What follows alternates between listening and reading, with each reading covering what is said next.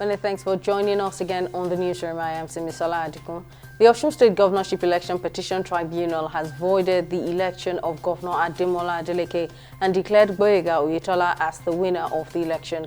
Justice Tetsi Kume, while delivering a majority decision, also declared that the Independent National Electoral Commission (INEC) did not comply substantially with the Constitution and the provisions of the Electoral Act. He subsequently deducted the overvoting observed from the votes scored by the candidates and declared that Oyetola won the election, having polled 314,921 votes, while Adeleke's score came down to 290,266. The tribunal directed INEC to withdraw the certificate of return issued to Adeleke and his deputy, Kola Adewusi, both of whom had been sworn in. The Independent National Electoral Commission (INEC) says it will conduct a mock accreditation exercise on February 4. According to the Commission, the exercise will take place at 436 polling units across the country and also test the efficacy of the bimodal voter accreditation system (BVAS) ahead of the presidential and National Assembly elections on February 25. INEC Chairman Mahmood Yakubu said this on Friday at a meeting with the resident electoral commissioners at the INEC headquarters, Abuja.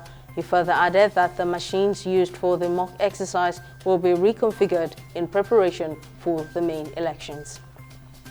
The House of Representatives has asked the federal government to shut down tertiary education institutions to allow students to participate in the general elections.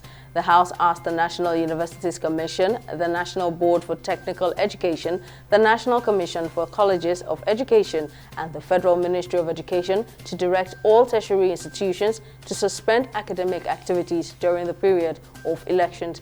Also, the lower chamber resolved that the Independent National Electoral Commission (INEC) should make special arrangements for students to collect their permanent voters cards (PVCs). In the UK, Andrew Bridgen has threatened to sue fellow Member of Parliament Matt Hancock after the former Health Secretary accused him on Twitter of anti-Semitic, anti-vax, anti-scientific conspiracy theories. Bridgen was suspended as a Tory MP over a tweet likening the impact of COVID vaccines to the Holocaust.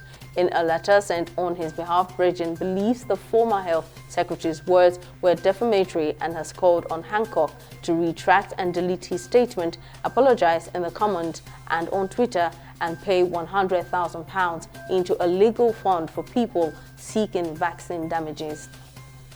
In business, oil prices edged ahead for a second session on Friday, buoyed by stronger than expected U.S. economic growth and hopes of a rapid recovery in Chinese demand as COVID-19 cases and deaths plunged from last month's peak levels.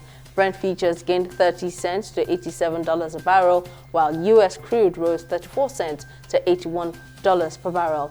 Both benchmarks had gained more than 1% on Thursday.